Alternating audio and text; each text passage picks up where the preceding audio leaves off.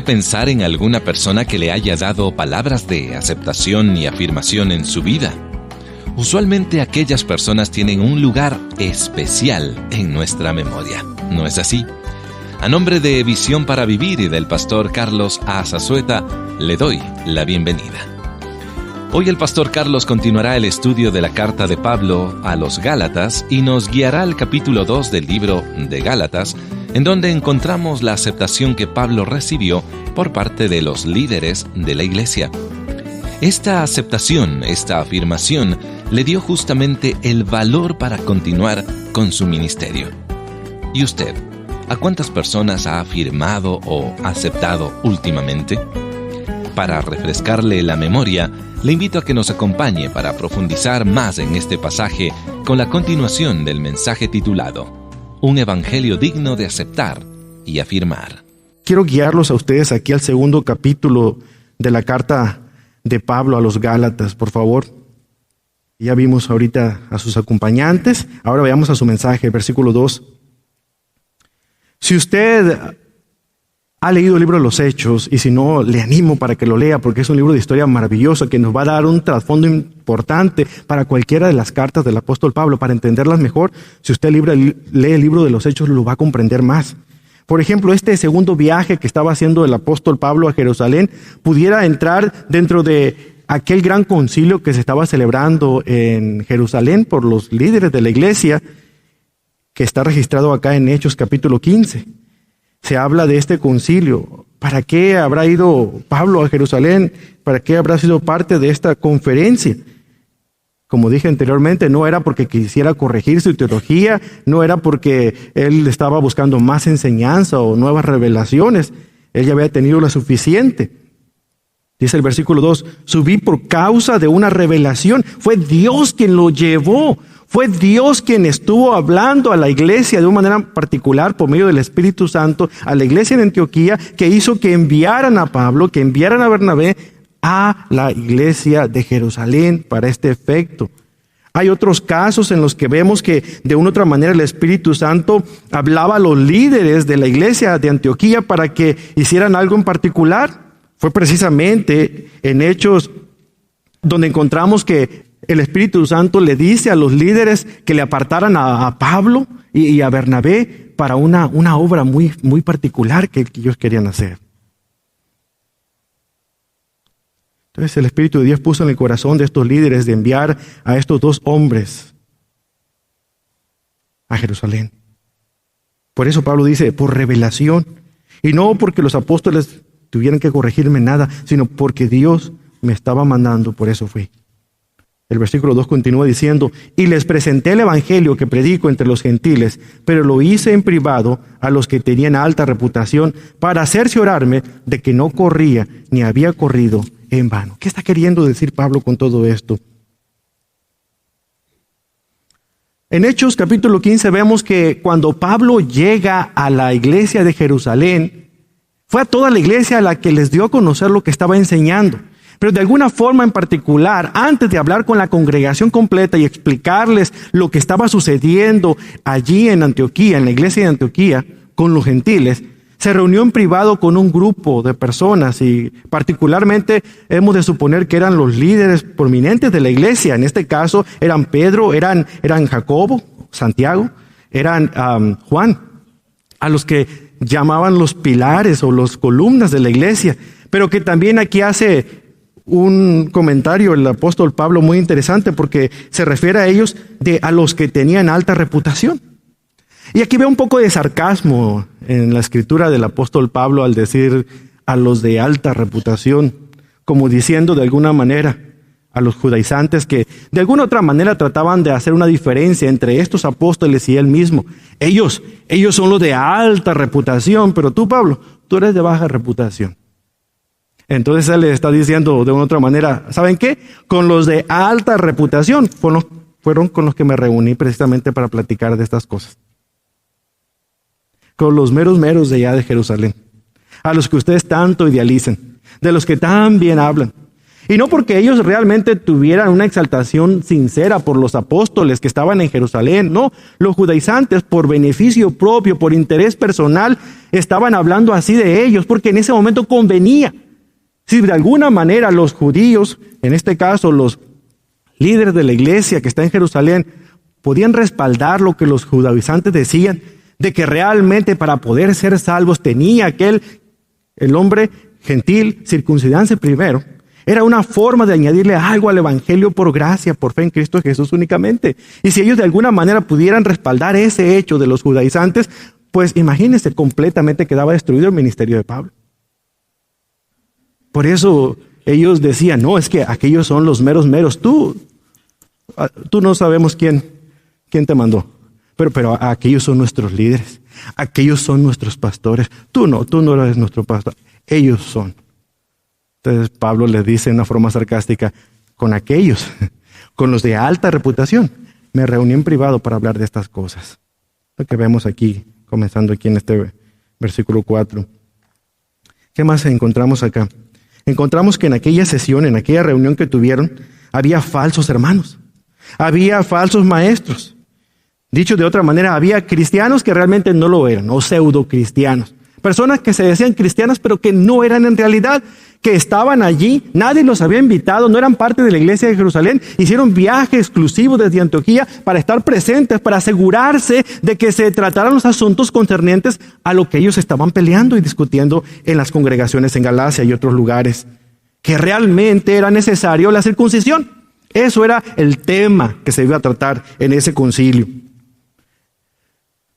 Como una nota especial, yo les diría que aún los apóstoles que estaban ahí en Jerusalén comulgaban con la idea de que también el evangelio era para los gentiles, pero de una u otra manera ellos tenían que escuchar las dos partes y tenían que resolver ese asunto. Si usted va conmigo, por ejemplo, a Hechos capítulo 15 y ve un poquito de lo que se estaba tratando todo este concilio, Hechos capítulo 15, el versículo 1 comienza diciendo, y algunos descendieron de Judea y enseñaban a los hermanos, si no os circuncidáis conforme al rito de Moisés, no podéis ser salvos. Como Pablo y Bernabé tuvieron gran disensión y debate con ellos, los hermanos, o sea, de la iglesia, determinaron que Pablo y Bernabé, que realmente ahora sabemos que no fueron los hermanos de la iglesia, sino el Espíritu de Dios quien realmente les dijo a estos hermanos que los enviaran a ellos. Dice, y algunos de otros de ellos subieran a Jerusalén a los apóstoles y a los ancianos para tratar esa cuestión. Así que siendo enviados por la iglesia, pasaron por Fenicia y Samaria, relatando detalladamente la conversión de los gentiles y causaban gran gozo a todos los hermanos. Iban a Jerusalén y no iban ellos con los brazos cruzados mirando su iPad o escuchando su iPod. Iban trabajando, iban compartiendo el evangelio por donde quiera que iban, hasta que llegaron, versículo 4. Cuando llegaron a Jerusalén, fueron recibidos por la iglesia, los apóstoles y los ancianos, e informaron de todo lo que Dios había hecho con ellos. Pero algunos de la secta de los fariseos que habían creído, se levantaron diciendo, es necesario circuncidarlos y mandarles que guarden la ley de Moisés. Todavía ahí estaban ellos presentando su causa. Y se llevó a cabo esta conferencia, esta plática. Dice, entonces los apóstoles y los ancianos se reunieron para considerar este asunto. Y después de mucho debate, Pedro se levantó y les dijo, hermanos, vosotros sabéis que en los primeros días Dios escogió de entre vosotros que por mi boca los gentiles oyeran la palabra del evangelio y creyeran. Es lo que les digo. De alguna manera ellos sabían que el evangelio era para los gentiles, pero se habían empecinado en que solamente era para los judíos.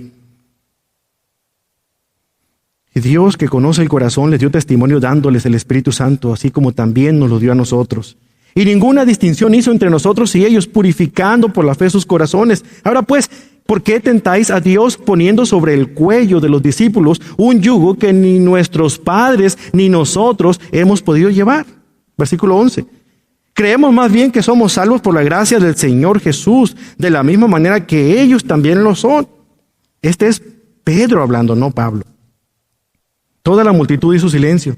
Y escuchaban a Bernabé y a Pablo que relataban las señales y prodigios que Dios había hecho entre los gentiles por medio de ellos. Los críticos eran fuertes en este lugar. Realmente ellos tenían evidencia que presentar, aunque realmente no estaba fundamentada. Pero había más evidencia que apoyaba lo que Pablo, lo que Bernabé estaban comentándoles aquí a ellos. Hay muchas personas que pueden defender una verdad, su verdad, y muchas veces está alejada de la verdad de las Escrituras.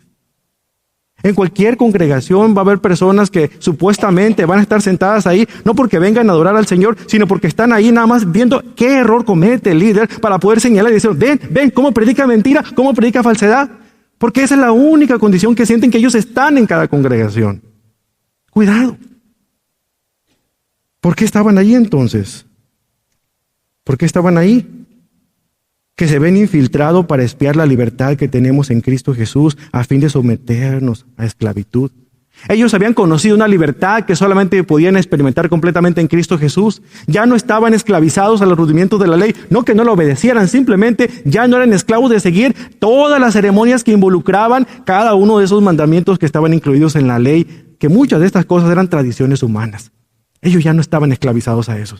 Sin embargo, estos hombres estaban ahí con dos propósitos. Uno de ellos era poder vigilar, espiar esa libertad que tenían los cristianos para en el momento en que uno fallara tantito, ¡pum!, caerles encima y condenarlos ahí mismo. Si es posible, hasta sacarlos de la congregación. El otro propósito de ellos era esclavizarlos, era volverlos a llevar a los rudimentos que antes tenían. Ahorita, en este caso en particular, era la circuncisión de los varones, que la única manera para que ellos llegaran al conocimiento de Cristo era si fueran judíos primero, físicamente hablando. Pero ¿qué hicieron Pablo y Bernabé? Me gusta lo que dice el versículo 5. Dice, a los cuales ni por un momento, ni siquiera un instante, cedimos para no someternos a fin de que la verdad del Evangelio permanezca con nosotros. ¿Se da cuenta? ¿Quién habrá traído a estos falsos hermanos hasta el concilio? ¿Quién los habrá traído a la iglesia? A lo mejor usted podrá decir, lo trajeron los sacerdotes, puede ser, lo trajeron los celosos judíos de la ley, puede ser. Pero si nos acordamos de Mateo 13:25, que dice que el enemigo vino y sembró cizaña en medio del trigo, ¿quién es el enemigo? Satanás. Detrás de todo esto y lo que pudiéramos pensar, Satanás mismo había colocado a personas de otra manera a que estuvieran causando problemas en la congregación, como en este caso en particular. Traer disensiones, traer dudas, meter influencia en los demás creyentes para que apartaran su oído de la verdad y escucharan las falsedades que ellos predicaban. Pero él dice, no cedimos ni nos sometimos ni por un instante. ¿Por qué? Para que la verdad de la libertad que tenemos en Cristo por medio de nuestra fe en Él no se vaya de nosotros, no se aparte de nosotros, siguiera con nosotros. Por eso el apoyo de los apóstoles en Jerusalén y la fuerte oposición de Pablo a los judaizantes en ese concilio fue predominante, fue importantísimo para poder que se resolviera este asunto de una vez y por todas. Pablo en 1 Corintios 9 dijo que él hacía de todo para todos. No podemos pensar que Pablo era una persona de cabeza cerrada, de que no quería entender ni quería negociar ese aspecto. Pablo podía ceder a cualquier otra cosa, menos a la verdad del Evangelio. Pablo podía ceder ante los hermanos débiles, el dejar de hacer muchas cosas por amor a los débiles, pero nunca comprometer la verdad, y mucho menos con no hermanos débiles, sino hermanos falsos, que se decían hermanos en la fe, pero eran falsos creyentes. Ahí no iba a tolerar nada, ahí se iba a imponer y ahí iba a presentar las evidencias por enfrente para desacreditarlos. Vimos a sus acompañantes, vemos a sus críticos, veamos ahora finalmente la aprobación. Los judaizantes esperaban cuando Pablo llegara allí que ese sería el final de todas las cosas para él, pero no fue así. Para sorpresa de ellos ocurre algo, versículo 6. Y de aquellos que tenían reputación de ser algo, lo que eran nada me importa, Dios no hace acepción de personas, pues bien, lo que tenían reputación nada me enseñaron. Qué palabras tan extrañas del apóstol Pablo. Yo veo aquí un poco de emoción del apóstol Pablo. Un poco de emoción, un poco de adrenalina, un poco de que los ánimos se estaban caldeando dentro de sí al estar escribiendo esta carta. Por eso es que en paréntesis escribe algunos pensamientos que le estaban llegando mientras redactaba la carta. Y está diciendo, por eso los de alta reputación, y entre paréntesis, Dios no hace acepción de personas, por cierto, para Él todos somos iguales. No estaba siendo sarcástico contra Pedro o Jacobo o Juan. Estaba siendo sarcástico contra los judaizantes que exaltaban a estos hombres por pura conveniencia nada más. Porque ellos estaban tan cerca del Salvador, merecían un trato muy especial. Pablo realmente está diciéndoles de ninguna manera. Por la gracia de Jesucristo, todos estamos en el mismo nivel. Ante la cruz, todos somos iguales, pecadores, necesitados de un Salvador. Pablo estaba explicándoles esto de esta manera. No se dejaba impresionar por títulos, él sabía muy bien quién era. Más adelante, Pablo dice, yo soy el que soy por la gracia de Dios, ¿se acuerdan? Él sabía perfectamente. Él no era orgulloso, sino sabía muy bien realmente cuál era su encomienda. Los que tenían reputación nada me enseñaron, y no está siendo sarcástico con ellos tampoco. No está diciendo, ¿qué me van a enseñar a mí estos? No es esa la actitud, no lo malentienda, por favor. Realmente estaba diciendo, lo que yo les expuse, todo lo que les dije, lo que les mencioné acerca del Evangelio, todo, ante todo, ellos no tuvieron nada que decirme porque todo estaba de acuerdo a lo que ellos mismos enseñan. De alguna otra manera no tuvieron nada que enseñarme porque todo lo que les dije era realmente la verdad. Lo mismo que ellos creen es lo que yo estoy creyendo y es lo que yo estoy predicando. Por eso lo dice así. Como una nota interesante, de los 27 libros que tiene el Nuevo Testamento, Pedro, Juan, Pablo y Jacobo, o sea Santiago, escribieron 21 de ellos. Imagínense. Si no eran personas que realmente se podían considerar autoridad en la materia, a los cuales había que respetar por lo que ellos enseñaran. Pablo está incluido aquí. Algunos eruditos bíblicos dicen que fue Bernabé el escritor de la carta a los hebreos. No lo sabemos, no tenemos evidencia. Pero si ese hubiera sido el caso, añada el nombre de Bernabé. Entonces fueron 22 de los 27 libros escritos por estos columnas, por decirlo así, de la iglesia de Jerusalén. Vea aquí en el versículo 7, dice, sino al contrario, al ver que se me había encomendado el evangelio de los de la incircuncisión, así como Pedro lo había sido de la circuncisión, y vuelve otra vez a pensar, de veras que tiene emoción, y pone un paréntesis, porque aquel que obró eficazmente para con Pedro en su apostolado a los de la circuncisión, también obró eficazmente para conmigo en mi apostolado a los gentiles. Y al reconocer la gracia que se me había dado, Jacobo, Pedro y Juan, que eran considerados como columnas, nos dieron a mí y a Bernabé la diestra de compañerismo. ¿Qué significa esto? Dar la diestra no era otra cosa más que dar un saludo de aprobación. Levantar la mano no como lo hacen los bautistas, ¿verdad? Para aprobar o desaprobar, no. Sino realmente decir, estamos contigo, hermano, adelante, lo que tú digas. Esa es la diestra de afirmación. Lo que me hace recordar un niño que fue a pasar el fin de semana con su abuelito y el abuelito lo llevó al parque y era diciembre y estaba nevado y se veían hermosos los árboles llenos de nieve y todo estaba en ese lugar bien acomodado. Entonces el abuelito trata de impresionar al niño diciéndole, mira hijo, ve qué hermoso lo que Dios hace. Dios ha pintado este escenario para ti, para que tú lo veas. Ve la nieve, ve los colores, ve todos estos matices entre las casas, entre los árboles que están llenos de sus copos de nieve. Entonces el niño se le queda viendo y dice, sí, y eso que lo hizo con la mano izquierda. Pero ¿por qué dices eso, hijo? Extrañado, el abuelito le pregunta, bueno, es que en la escuela dominical nos dijo la maestra que el Señor Jesús está sentado en la mano derecha de Dios. Me imagino que la otra es la que tenía desocupada.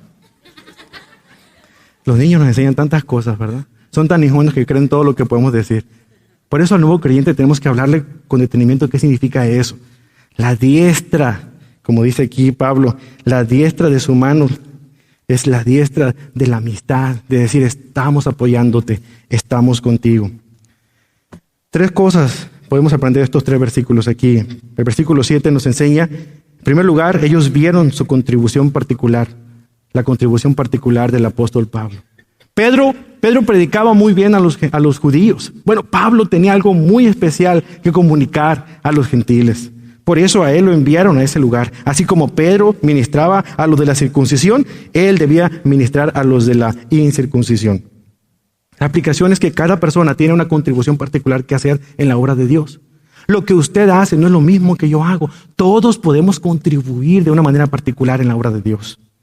Segundo aspecto, versículo 8. Dice, porque aquel que obró eficazmente para con Pedro en su apostolado, a los de la circuncisión también obró eficazmente para conmigo. En segundo lugar, ellos lo aceptan tal como aceptaron a Pedro. Así fue la aceptación. Si usted discipula a una persona, si usted es una persona que ve potencial en otros, ayude a esa persona. Dígale verbalmente lo que esa persona puede lograr hacer si se entrega completamente al Señor.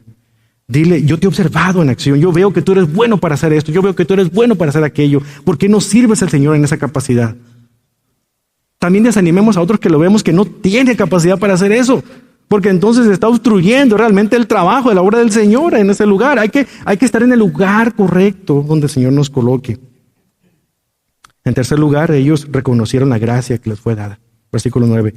Y al reconocer la gracia que se me había sido dada, Jacobo, Pedro y Juan, que eran considerados como columnas, nos dieron a mí y a Bernabé la diestra de compañerismo. Ya expliqué eso ahorita.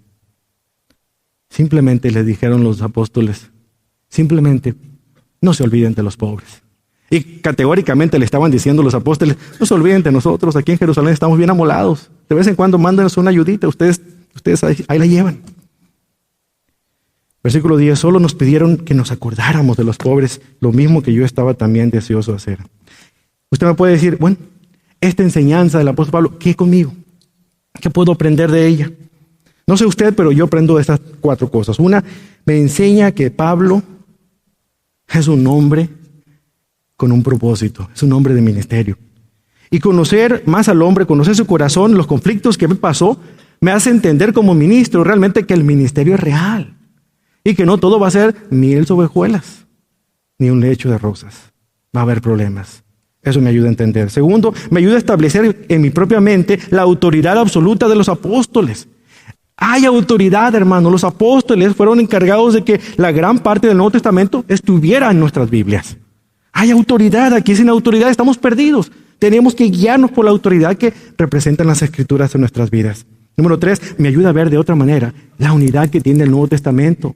No es un evangelio de Pedro, un evangelio de Pablo, un evangelio de Jacobo. No, es un mismo evangelio, el evangelio de Jesucristo. Y está explicado a diferentes audiencias. Pedro lo hizo con los judíos, Pablo lo hizo con los gentiles. ¿Se acuerdan que les he dicho a ustedes que tenemos en nuestra Biblia 4 evangelios? Al principio, que realmente es uno, pero está escrito a 4 audiencias distintas. Mateo, Marcos, Lucas y Juan tenían en mente 4 audiencias distintas.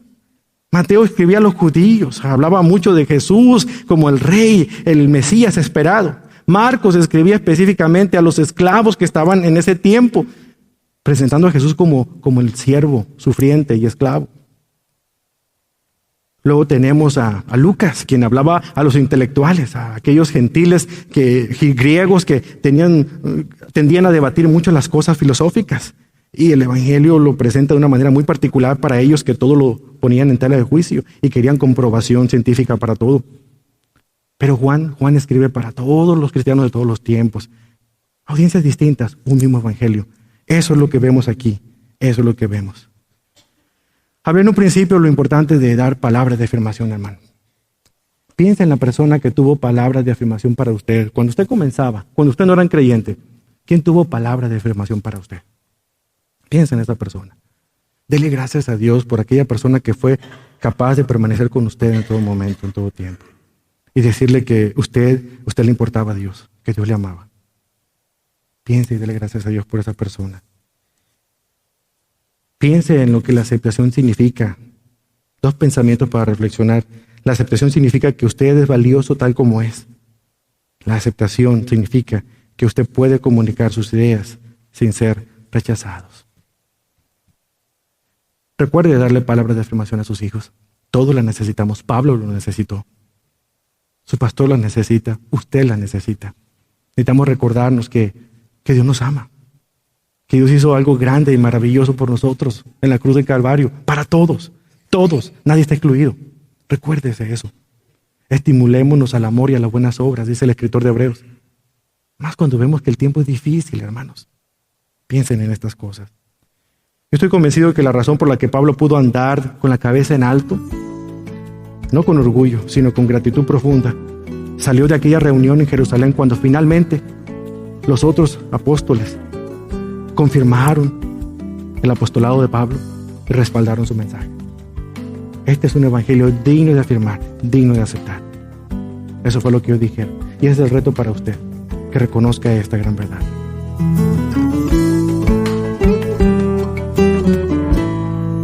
Escucha usted Visión para Vivir con el pastor Carlos A. Zazueta y el mensaje Un evangelio digno de aceptar y afirmar, el cual forma parte de la serie Gálatas, una carta de liberación. Si desea la serie completa en CD o MP3, visite visionparavivir.org. Una vida de fe sin duda fue la del devoto y anciano Abraham, quien no solo afirmó la existencia de un creador verdadero, sino que también se jugó la vida por esa creencia. Y es justamente sobre este personaje que el pastor Charles Swindoll ha escrito su más reciente libro titulado Abraham, la increíble jornada de fe de un nómada. Adquiera hoy este libro del pastor Swindoll y haga suyo aquel plan maravilloso que Dios tiene para aquellos que confían en Él. Llámenos, por lo tanto, al 469-535-8433 y nuestras representantes con mucho gusto le ayudarán a obtener este recurso. Por cierto, no olvide que estos estudios diarios en esta emisora son posibles gracias a la participación fiel de nuestros oyentes. Y si usted desea unirse a nuestro esfuerzo de comunicar enseñanza bíblica práctica, lo puede hacer enviando su donativo a Visión para Vivir, P.O. Box 1817, Frisco, Texas 75034. O puede comunicarse con nosotros llamando al 469-535-8433. Y ahora, si usted vive en los Estados Unidos, puede donar usando la aplicación móvil de Visión para Vivir o enviando un SMS con las letras VPV al 555-888.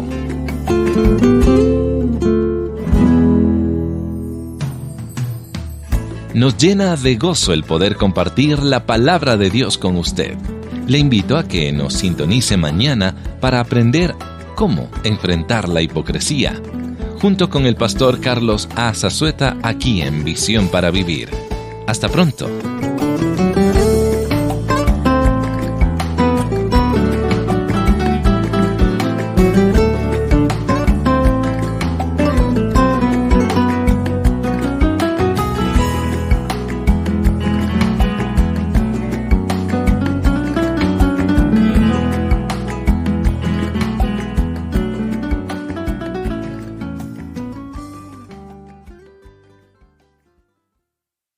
El mensaje anterior, un evangelio digno de aceptar y afirmar, fue copyright 2010 y la grabación es 2011, por Charles R. Swindoll Incorporado.